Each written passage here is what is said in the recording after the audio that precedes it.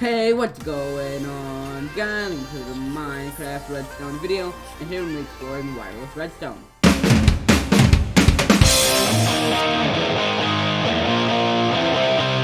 Okay, so first things first, we have Wireless Redstone going down.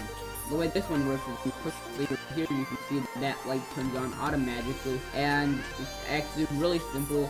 So the way this works is daylight detectors, they only look up. So when they look up, it detects light on this one block. So if you put anything up, if I'm in front of that block, it will detect it as it being pitch black because it runs into this block right here. So then with that, you can use that to your advantage and have this little contraption down there, which what it does is this daylight detector is sensing the light above it, and if there's a block above it, it'll go to pitch black.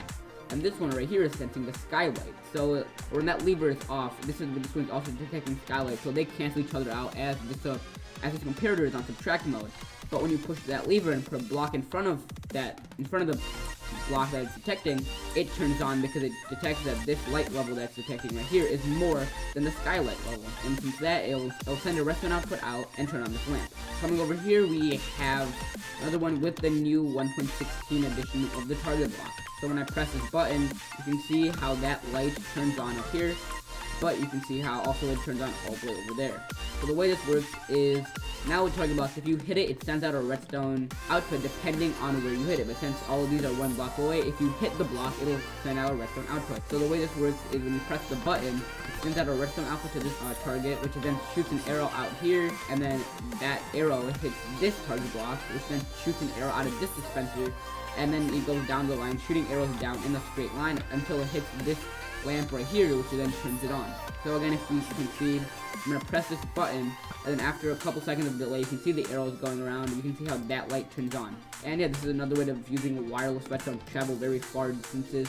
I wouldn't use the dispenser going up or down because it can miss. Like you can see, it's very close to the edge. If you want to go down, you can use the daylight detector method, and if you want to go up, you can use this method, which I'll cover in a little bit. So yeah, the dispenser and the target block, it's really useful, like how we have it here, when it's just going straight down a line, but it can go for really far distances, and you don't have to use that much redstone. And yeah, coming over here, we alluded to this earlier, but this is the fastest way to send redstone signals up.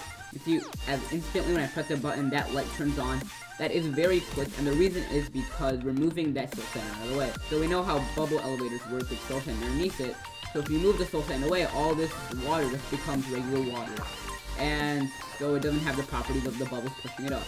So then this observer is detecting changes in that water. When I press this button, the water changes, which then this observer detects and sends out a redstone output to this light. But if you just want a one time, you might want to put a key flip-flop or down here to make sure that when you press the button, it pushes the block out and keeps it out, or pulls it in and keeps it in. But yeah, guys, if you like this video, and if you do, then hit that like button down below, and if you're adding to my channel, then please subscribe. I brought 3 times a week, so with the notification most of you guys are notified when I upload, or come back and check on the channel every Monday, Wednesday, and Friday. But yeah, guys, thanks. See you guys in the next video. Goodbye.